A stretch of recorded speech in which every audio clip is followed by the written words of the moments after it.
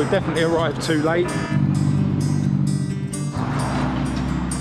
We really do need to start getting to Chelsea Cruise a bit earlier. Maude's diff has started humming. There is a split down there. Engine bay is looking a little bit less pretty. It's leaking oil. So bad. Oh dear, oh dear. Hello and welcome to this video. I'm Marcus Hayes, this is my beautiful girlfriend Kat, and this evening we're going for a little trip in Maude, my moredoor Mk2 Escort, to the iconic Chelsea Cruise. With what's been going on in the world, this is actually the first Chelsea Cruise of the year, and the weather's looking quite good. It's going to stay dry tonight, so hopefully people will take advantage of their newfound freedom and bring their cool cars out to the cruise.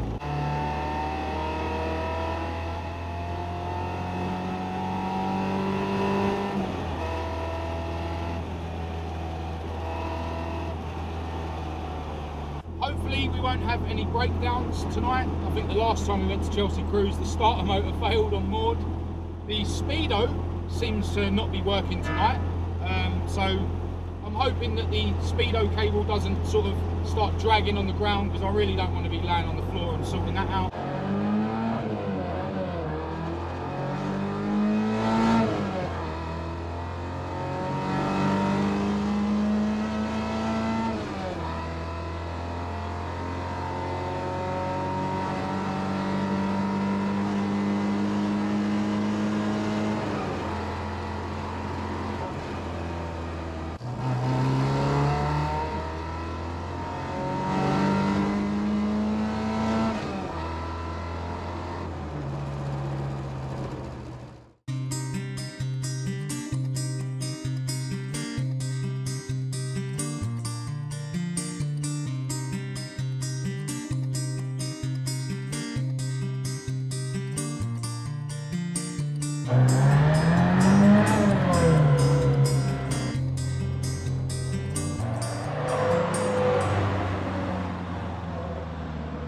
Well, we definitely arrived too late. It's pretty dead at the bridge, but there's a few cool old cars, so might as well film them while I'm here. Check out this super cool old Chevy.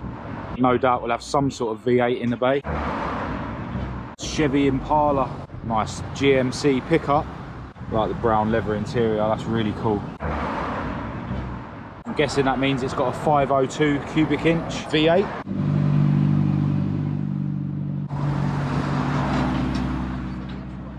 Behind this modern Camaro, we've got something which seems to be called a Comet. Not anything I know anything about, but super cool nonetheless. Now, this is obviously more up my street. Beautiful orange Mark II, colour-coded mini light alloys. I'm guessing it's a South African 1600 score. It's got the black front lip. It's that Mk1 Cortina we see fly past a little while ago. Really nice mini light alloys. Set of Sparco Sprint bucket seats in it, same as what I've got fitted to Esther. Really love this sort of pastel yellow paint job. It's probably not coming across on the camera very well. It's really smart. Nice colour-coded roll cage, yeah, really nice. And then this red four-door Mark II that flew past with the Cortina a little while ago. Running on Escort Steelies, still got the centre caps as well. That's pretty cool. Got one Cobra Monaco bucket seat fitted, same as what I've got fitted to Maude. Yours is it, mate? Yeah. Yeah, very nice. It's going to show us the heart of the beast. Really cool setup. Pinto running on a twin choke Weber. Nice alley rad. That's all you need, isn't it, mate? Yeah. Bit of sideways action in Mexico. Yeah, I was just chatting to a guy that I used to see at the Ace Caf back in the day. It was him and his brother, and they used to have both of them on the roundabout at the Ace Caf at the same time. I'm sure some of you guys that used to go to the Ford nights at the Ace Caf back in the day will remember him. Yeah, he's a proper good driver, him and his brother, and he was giving me loads of tips about how to set up an Escort without buying all the fancy bits and that. Yeah, really interesting chat. I can't remember the geezer's name, but yeah, if you're watching the video, thanks for all the advice, man. And as we walk back to Maude, we can see Aaron's super cool Mark II Fiesta, now running on the Revolution alloys. Really cool car.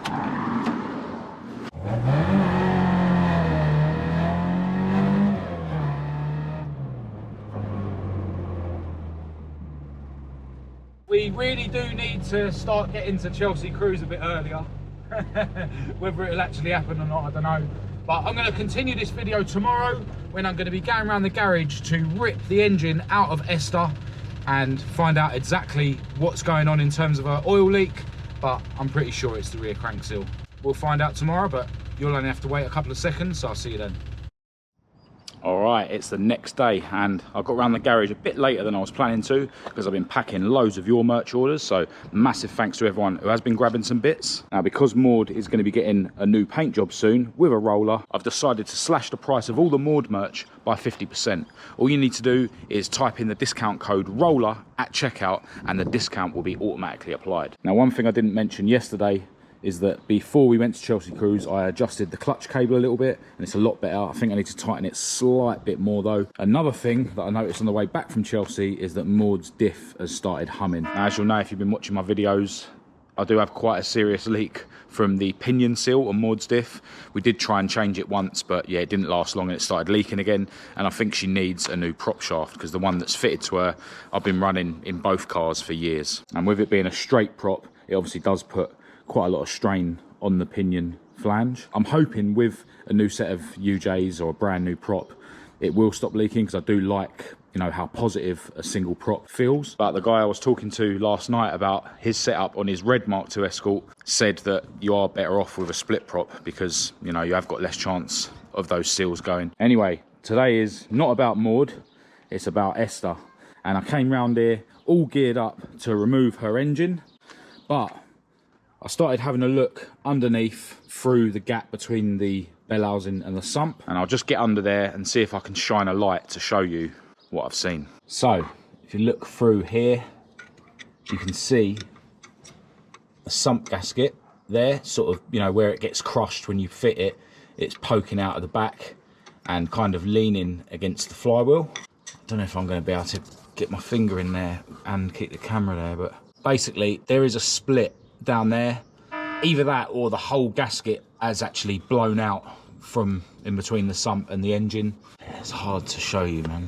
If I poke my screwdriver in there, it's actually a split all the way down the gasket here. Or, as I say, the whole gasket has been blown out.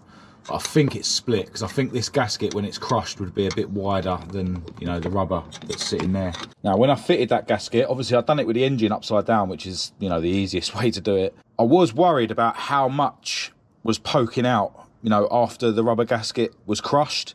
And I sort of undone the bolts and, you know, tried to push it back in to improve it and then redone the bolts up. And what I'm thinking now is, rather than taking the whole engine out, because as I say, I thought it was the rear crank seal, I'm thinking about trying to redo that sump gasket with the engine still in the car. Obviously, I'll have to hang the engine on the engine hoist and lower all the cross member and lower the anti-roll bar. It's not the easiest way of doing things, but I think it's worth a shot rather than ripping the engine out just for a sump gasket. As I've mentioned before, I don't like these sumps anyway. And yeah, I need to get a cast alloy one at some point, but for now, I am going to get another one of those rubber gaskets and just have a go at replacing it. Now, someone in the comments of a recent video actually said that, you know, maybe the torque setting on the bolts needs to be different because I'm using a rubber gasket, whereas the Neil Dunn sump actually comes with a cork gasket, and the torque settings that are on the side of the sump are obviously for a cork gasket. So, you know, maybe I need to do the bolts up tighter or looser because I've got a rubber gasket. But yeah, the only other thing I can think of is when I'm fitting the gasket, which I'm obviously going to be doing on my back now, really focus on making sure that, you know, as I'm doing the bolts up in sequence, you know, a bit at a time, that the gasket isn't being squeezed too far out towards the flywheel. You know, keep sort of pushing it back in or hold it in as I'm doing the bolts up. But yeah, other than that, I don't see what else I could have done. You know, it's just fitting a sump gasket. Yeah, as I say, I think it's worth having a go rather than ripping the engine out again. And we'll just see how we get on. So I'm going to order another one of those rubber sump gaskets.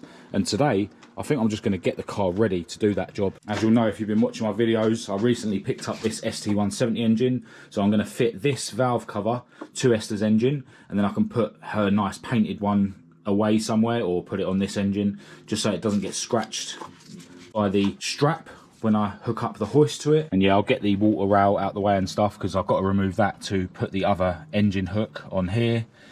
Maybe start taking some of the bolts out of the anti-roll bar. I definitely need to bend the tabs back because obviously I had to bend them over for the MOT. And yeah, just get things ready really so that when I do get the new gasket, it means that the job won't take me as long. So that's the plan. The way it is at the moment, I've got so many videos to edit that I need to try and bring out as quick as I can. So by the time this video actually goes live, I might have already redone that sump gasket. But do let me know in the comments what you think in terms of the torque settings with a cork gasket compared to a rubber gasket. You know, should I do the bolts up tighter with a rubber gasket or looser? What do you reckon? And Esther's engine bay is looking a little bit less pretty than it was earlier. I've fitted this manky valve cover. I did give it a blast with the hydro shot because it really was manky, and I've put some duct tape here just to make sure nothing gets inside. I've also taped up the trumpets. I've undone the anti-roll bar, that's all loose. I've taken the nuts off of the engine mounts. The track control arms where they bolt to the cross member, that's loose. As I mentioned earlier, I needed to remove the water rail so that I could hook up this engine hoist eye. And while the water rail was off, I decided to flush the coolant system out as well. Got the starter motor off, gave that a bit of a clean because it was covered in oil. In fact, I've given the underneath of the engine a good blast with the hydro shot just to remove most of the oil.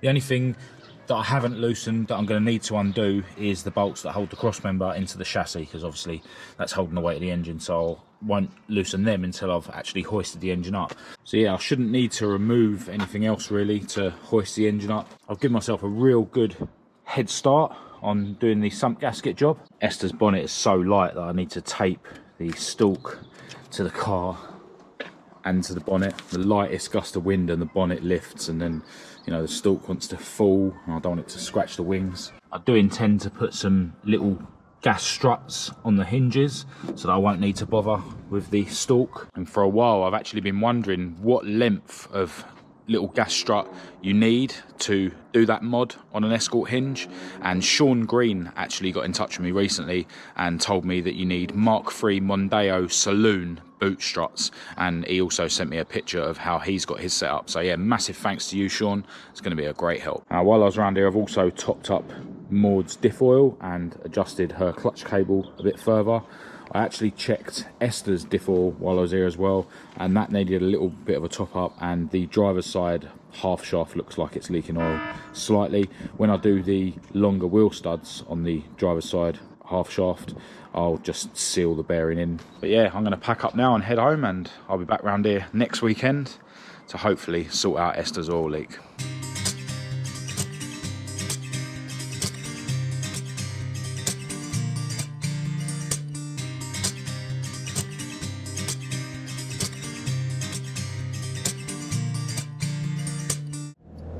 On the road in Maude, I'll see if I can try and capture the diff noise for you.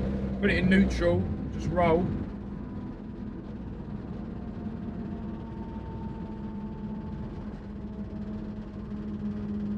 Yeah, it's pretty bad. Alright, let's rule out the tyres, because I know they can make noise if they're flat. I haven't actually pumped these tyres up since I let them down to go drifting in the snow months ago.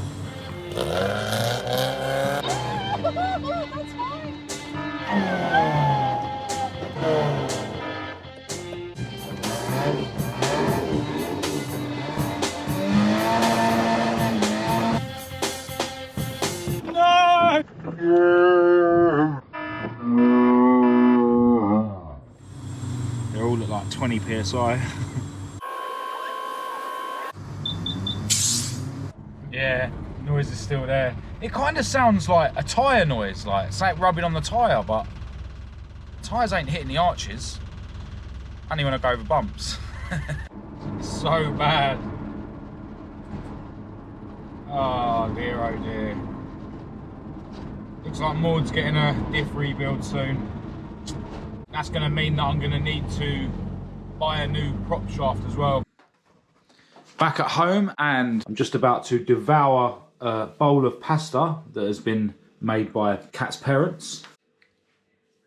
Now, one thing I didn't mention when I was around the garage earlier, if you watched the video when we picked up the spare ST170 recently, around the back of the engine I noticed that there's like a threaded Torx bung thing, and there is this thing here, and I kind of wondered if that was where the oil leak on Esther's engine was coming from.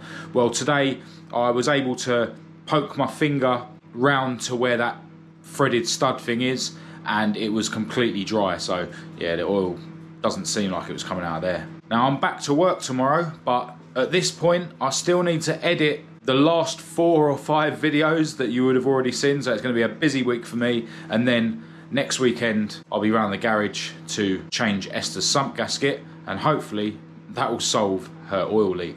Now before I get a chance to upload this video, I'm pretty sure that Rob will be finished doing the paintwork on my dad's Mark III. So I'm going to continue this video in a few days where I'll be able to give you an update on the job. Hello, right, so I didn't actually make it round to Rob's workshop and I need to end this video, but he very kindly sent me a short clip of the progress so far, so I'll put that in now. Right, so today we're gonna crack on blocking this down. We get all this blocked down, masked up, and we get some paint on this for Marcus. And it should look mint as soon as we're finished. Right, so as you can see, Rob is making some good progress on my dad's Mark III. It will be finished very soon. We've actually had a little bit of an issue with the paint, which I'll explain in the next video. But yeah, massive thanks to Rob for all your hard work. I really appreciate it. So I'm going to end this video here. If you did think it was any good, please do give it a thumbs up and a share. If you didn't, give it a thumbs down. Click subscribe to keep up to date with all my future uploads, and check the links in the description to my social media and my website. I'll also leave my email address down there for anyone who wants to contact me. But other than that, until next time, thanks for watching.